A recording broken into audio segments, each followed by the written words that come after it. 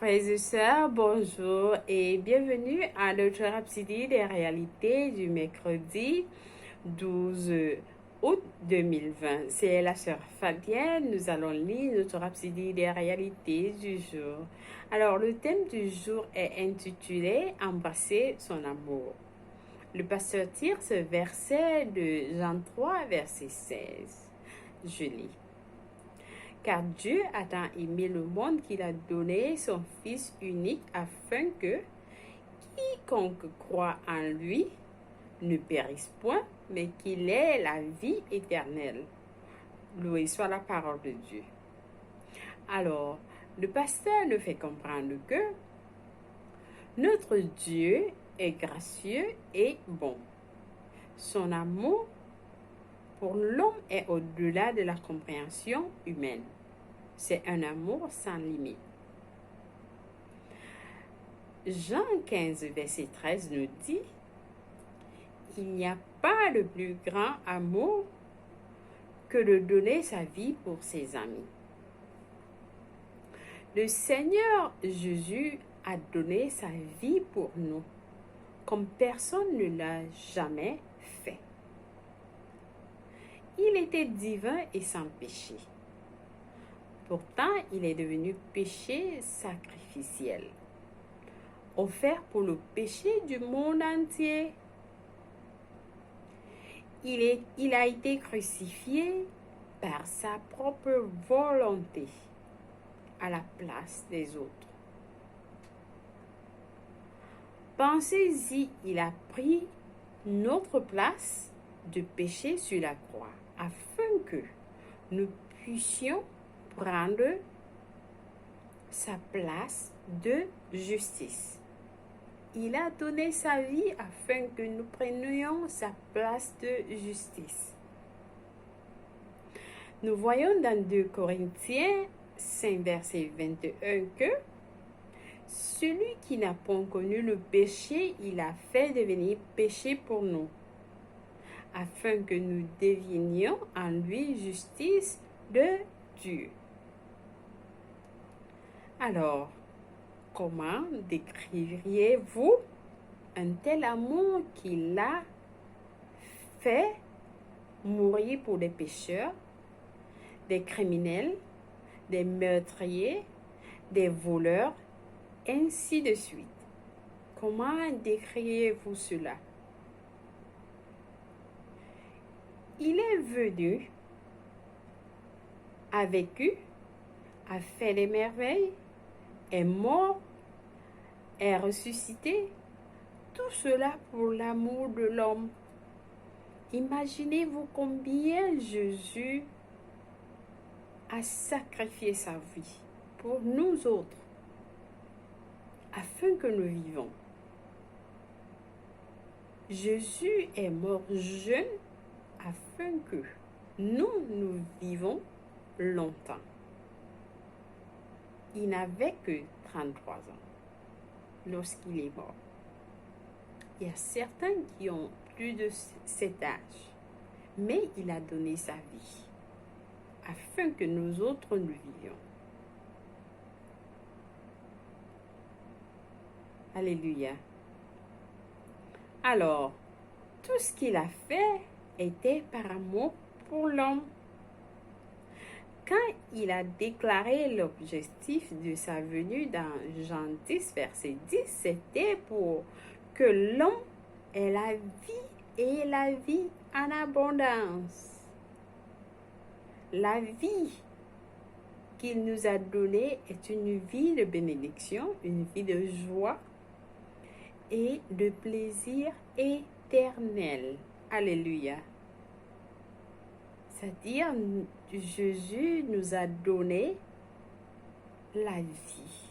Il est venu afin que nous ayons la vie en abondance.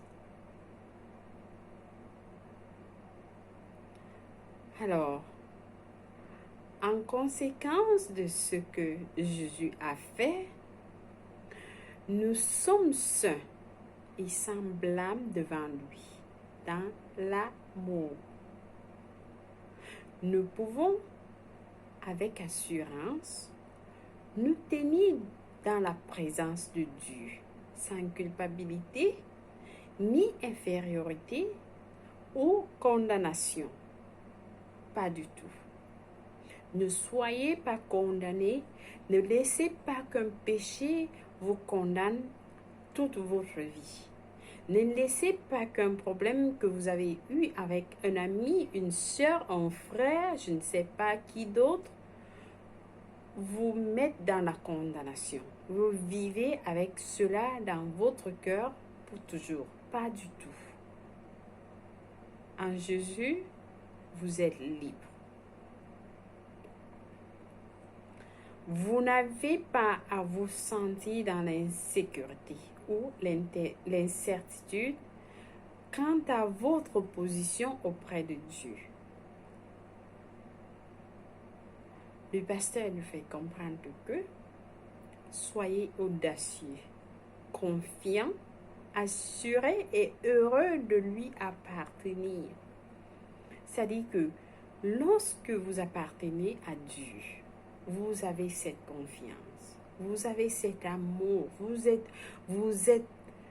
avez la vie en abondance. Et qu'il vous ait amené en union avec lui-même. C'est-à-dire que vous êtes un avec Jésus-Christ. Alléluia. Peu importe où vous avez été, ce que vous avez fait et à quel point vous pensez avoir été dans le péché, alors vous n'avez pas besoin de fuir Dieu. Pas du tout. Vous ne devez pas fuir Dieu. Allez devant Dieu librement.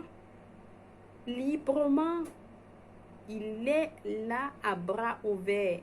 Il vous attend à tout moment. Son amour est sans limite. Il a dit dans Ésaïe 1, verset 18, « Si vos péchés sont comme le cramoisi, ils deviendront blancs comme la neige. S'ils sont rouges comme la pourpre, ils deviendront comme la laine. » Alors, embrassez l'amour de Dieu. Confiez-lui votre vie complètement. Peut-être vous n'êtes jamais né de nouveau. Alors, en ce moment, je vous invite à faire la prière du salut. Avec cette prière, vous le faites avec tout votre cœur. Faites cette prière avec tout votre cœur, alors Dieu va vous écouter. Il va vous écouter et tout ce qui est dans votre cœur que vous avez, qui vous a emprisonné, sera ôté de vous complètement. Et cela sera remplacé par son amour. Donc, je vous demande de me joindre, je m'excuse, à prier cette prière. Nous prions. Ô Seigneur Dieu, je crois de tout mon cœur en Jésus-Christ, Fils du Dieu vivant. Je crois qu'il est mort pour moi et Dieu l'a ressuscité des morts. Je crois qu'il est en vie aujourd'hui. Alors, je confesse de ma bouche que Jésus-Christ est le Seigneur de ma vie. À partir d'aujourd'hui, je refuse et je te demande pardon, Seigneur, pour tous les péchés que j'ai commis. Par lui et en son nom, j'ai la vie éternelle. Je suis né de nouveau. Merci, Seigneur, d'avoir sauvé mon âme. Je suis désormais un enfant de Dieu. Alléluia. Si vous avez fait cette prière, je vous rassure, les anges, Dieu, sont contents de vous. Les anges célèbrent votre venue dans le royaume de Dieu. Alors, je vous invite à faire la prière du jour. Faites la prière du jour et puis les lectures.